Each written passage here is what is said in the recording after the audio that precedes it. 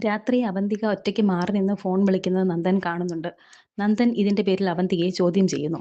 അവന്തികയ്ക്ക് എന്ത് മറുപടി പറയണമെന്നറിയാതെ നിൽക്കുകയാണ്. അതിനിടയിൽ അവരുടെ സംസാരത്തിനിടയിൽ സന്ധ്യയെ കൊണ്ടുവരികയാണ്. സന്ധ്യയും നന്ദനെയും ചേർത്ത് സംസാരിക്കുന്നുണ്ട് അവന്തിക. ഇതിന് മറുപടി നന്ദൻ പറയുന്നുണ്ട്. നീ ഇപ്പോൾ സന്ധ്യയുടെ പേര് കൊണ്ടുവന്നത് എന്തിനാണ് എന്ന് എനിക്കറിയാം. നിന്റെ ഈ ഫോണിലുള്ള സംസാരം ചോദിക്കാതിരിക്കാൻ വേണ്ടിയല്ലേ? നിന്റെ ഫോൺ എറിഞ്ഞു പൊട്ടിച്ചാൽ അതിന്റെ പ്രശ്നം കൂടി എന്റെ തലയിൽ വെച്ച് കെട്ടിത്തരരുത്. ഞാൻ പറഞ്ഞില്ലാന്ന് വേണ്ട എന്ന് പറഞ്ഞ് നന്ദൻ ദേഷ്യത്തോടെ അവിടെ നിന്നും എഴുന്നേറ്റ് പോവുകയാണ്. ദേഷ്യത്തോടെ നന്ദൻ പോയ സമയം അതുപോലെ തന്നെ ദേഷ്യത്തോടെ അവന്തികയും അവിടെ ഇരിക്കുന്നു. തുടർന്ന് സച്ചി മുറിയിൽ ജോലി ചെയ്തുകൊണ്ടിരിക്കുമ്പോൾ കുഞ്ഞിനരികിൽ കിടക്കുകയാണ് അർച്ചന. കുഞ്ഞാണെങ്കിൽ ഉറങ്ങുകയാണ്. അർച്ചന കുഞ്ഞുറങ്ങിയെന്ന് ഉറപ്പാക്കിയതിനു ശേഷം സച്ചിയോട് സംസാരിക്കുന്നുണ്ട്. ഞാനൊരു കാര്യം ചോദിച്ചാൽ സത്യം പറയുമോന്ന് താനെങ്കിൽ ചോദിക്കയെന്ന് സച്ചിയും. നമ്മുടെ മോളുടെ ചോറൂണ് നമുക്ക് ഗുരുവായൂർ വെച്ച് നടത്തിയാലോ എന്ന് അർച്ചന ചോദിക്കുന്നു. സച്ചിയുടെ മുഖം അങ്ങ് വല്ലാതെയാകുന്നു. അർച്ചന പറയുന്നുണ്ട്, എനിക്കറിയാം സച്ചിയേട്ടന് സമയമില്ലാത്തത് കൊണ്ട് അത് നടക്കില്ല എന്ന്.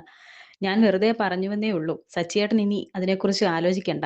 ഞാൻ ഇങ്ങനെ ഒരു കാര്യം പറഞ്ഞിട്ടില്ല എന്ന് വിചാരിച്ചാൽ മതിയെന്ന് അർച്ചന പറയുമ്പോൾ സച്ചി പറയുന്നുണ്ട്, എടോ തനിക്ക് വിഷമമായോ? എന്നാലേ ഞാൻ ആലോചിച്ചത് അതിനെപ്പറ്റിയൊന്നുമല്ല. ഇത്രയും ചെറിയൊരു കാര്യം പറയാനാണോ താൻ ആദ്യമേ സമ്മതിക്കുമോ എന്ന് ചോദിച്ചത്. മോൾക്ക് ചോറൂണ് നടത്തുന്നത് ഗുരുവായൂർ വെച്ച് തന്നെയാണ്. എന്തേ പോരെ എന്ന് ചോദിക്കുന്നു.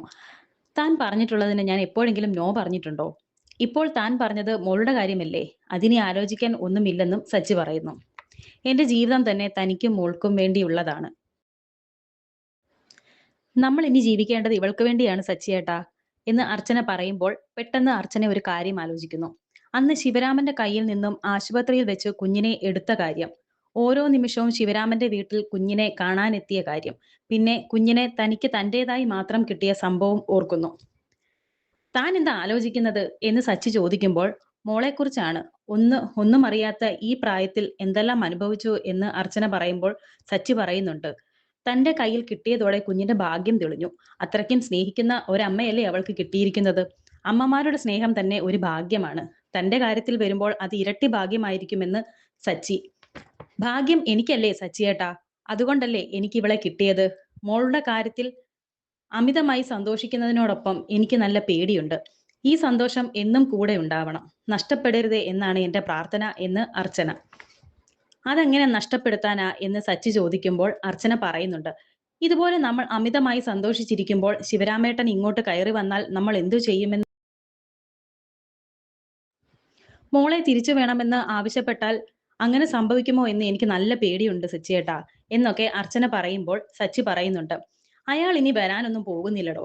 ഈ കുഞ്ഞിനെ വേണ്ടാത്തത് കൊണ്ടല്ലേ തെരുവിൽ ഉപേക്ഷിച്ചു പോയത്. മോൾ ഇപ്പോൾ നമ്മുടെ കയ്യിലാണ് ഉള്ളതെന്ന് അയാൾക്ക് അറിയില്ലല്ലോ. അതുകൊണ്ട് ആ ഭയം താൻ അങ്ങ് മറന്നേക്ക് എന്നും പറയുന്നു. എന്നെങ്കിലും ഒരു ദിവസം ഈ വീടിന്റെ ഗേറ്റ് തുറന്ന് അയാൾ വന്നാൽ നമ്മുടെ കയ്യിൽ നിന്ന് മോളെ വാങ്ങിച്ചു കൊണ്ട് പോകുമോ എന്നൊരു ഭയവും എനിക്കുണ്ട്. ഈ മോൾ നമ്മുടെ കൂടെയുള്ള കാലം അത്രയും എന്റെ ഭയം കൂടെ ഉണ്ടാവും. ഇതൊക്കെ താൻ വെറുതെ ചിന്തിച്ചു കൂട്ടുന്നതാണ്. ഇതിപ്പോൾ നമ്മുടെ മകളാണ്. താൻ തന്നെയാണ് ഇതിന്റെ അമ്മ, ഞാൻ അച്ഛനും. എന്നും ഇനി അങ്ങനെ ആയിരിക്കുമെന്നും. ശേഷം കാണിക്കുന്നത് ധനുഷും മൂർത്തിയും പുറത്ത് ഒരു സ്ഥലത്ത് നിൽക്കുന്നു. തൊട്ടടുത്ത് അവന്തികയും. അവന്തിക ഒരു സ്വപ്നം കണ്ട കാര്യങ്ങളെല്ലാം ധനുഷിനോട് പറയുമ്പോൾ ധനുഷ് പറയുന്നു, ഇതിനെത്ര ടെൻഷൻ അടിക്കേണ്ട കാര്യമെന്താ എന്നാ എനിക്ക് മനസ്സിലാവാത്തത്. ആ ശിവരാമന്റെ കുഞ്ഞിനെ അർച്ചന കൊണ്ടുവന്ന് വളർത്തുന്നത് കൊണ്ട് നിനക്ക് ആ കുഞ്ഞെങ്ങനെ അവന്തികയ്ക്ക് ഭീഷണിയാവുന്നത് എന്ന് മൂർത്തിയും ചോദിക്കുന്നു. സത്യം എന്താണ് എന്ന് ഇവരോട് പറയാൻ പറ്റില്ലല്ലോ. ധനുഷും സ്നേഹയും തമ്മിലുള്ള ഇപ്പോഴത്തെ ഇരിപ്പുവശം വെച്ച് ആതിരയുടെ കുഞ്ഞാണെന്ന് ധനുഷ് അറിഞ്ഞാൽ ഇവൻ അത് അവളോട് പറയില്ലെന്ന് എന്താണ് ഉറപ്പ്? അതോടെ ഞാൻ ഇതുവരെ ചെയ്തതെല്ലാം വെറുതെയാകും. ധനുഷ് വീണ്ടും ചോദിക്കും, അതോ ഈ കുഞ്ഞിന്റെ കാര്യത്തിൽ മറ്റെന്തെങ്കിലും രഹസ്യമുണ്ടോ എന്ന്. എന്ത് രഹസ്യം? ഒന്നുമില്ലെന്ന് അവന്തിക പറയുന്നു. പിന്നെ എന്തിനാ ആ കുഞ്ഞിനെ ഇല്ലാതാക്കുന്നത് എന്ന് ധനുഷ്. അതിന് കാരണമുണ്ട്. ആ കുഞ്ഞ് വന്നതോടെ എന്റെ എല്ലാ സമാധാനവും പോയി.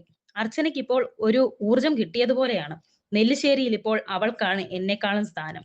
എനിക്കത് സഹിക്കാൻ കഴിയുന്നില്ല എന്ന് അവന്തിക പറയുമ്പോൾ ധനുഷ് പറയുന്നുണ്ട്, അത് പണ്ടും അങ്ങനെ തന്നെ ആയിരുന്നല്ലോ എന്ന്. ധനുഷ്, നീ എന്നെ ദേഷ്യം പിടിപ്പിക്കരുത്. നെല്ലിശ്ശേരിയിലെ മൂത്ത മരുമകൾ ഞാനാണ്. ആദ്യം പിച്ച വെച്ച് നടക്കേണ്ടത് എന്റെ കുഞ്ഞല്ലേ. മൂർത്തി പറയുന്നു. അവന്തിക ഒന്നുകൊണ്ടും പേടിക്കണ്ട, അതിനൊരു വഴിയുണ്ട്. ആ കുഞ്ഞിനെ ഉപേക്ഷിച്ച് നാട് വിട്ടുപോയ ശിവരാമനെ കണ്ടുപിടിക്കണം. എന്നിട്ട് അയാളെ നെല്ലിശ്ശേരിയിലേക്ക് തിരിച്ചു കൊണ്ടുവരണം എന്ന് ധനുഷ് പറയുമ്പോൾ മൂർത്തി പറയുന്നു, കറക്റ്റ്, ഞാൻ ഉദ്ദേശിച്ചത് അതാണെന്ന്. എന്നിട്ട് അവന്തിക ചോദിക്കുന്നു. അപ്പോൾ ധനുഷ് പറയുന്നു, ശിവരാമൻ തന്റെ കുഞ്ഞിനെ തിരിച്ചു വേണമെന്ന് ആവശ്യപ്പെടണം. അത് കേട്ട് അവന്തിക സ്വപ്നത്തിലെ കാര്യം ഓർത്ത് പറയുന്നു, ഏയ് അത് വേണ്ട, അത് ഒത്തിരി പ്രശ്നത്തിലെത്തുകയുള്ളൂ. എന്ത് പ്രശ്നം? അർച്ചനയുടെ കയ്യിൽ നിന്നും ആ കുഞ്ഞിനെ അയാൾ തിരിച്ചു വാങ്ങിച്ചു കൊണ്ട് പോകുന്നതോടെ എല്ലാ പ്രശ്നവും തീരും. ശിവരാമനെ എത്രയും വേഗം കണ്ടുപിടിക്കണമെന്ന് മൂർത്തിയോട് പറയുമ്പോൾ അവന്തിക ദേഷ്യത്തോടെ അത് വേണ്ട എന്ന് പറഞ്ഞില്ലേ എന്ന് ചോദിക്കുന്നു. നീ ഇത്രയ്ക്ക് ദേഷ്യപ്പെടുന്നത് എന്തിനാണ് എന്ന് ധനുഷ് ചോദിക്കുന്നു. സോറി, ഞാൻ ദേഷ്യപ്പെട്ടതല്ല. എന്റെ ടെൻഷൻ കൊണ്ടാണ് എന്നും ഇനി ശിവരാമന്റെ പുറകെ ഒന്നും നടക്കണ്ട. അവനിനി എവിടെ പോയി കണ്ടെത്താനാ? അതൊന്നും വേണ്ട എന്നും നീ ഞാൻ പറയുന്നത് എനിക്ക് ചെയ്തു തന്നാൽ മതി. മതി, നിനക്ക്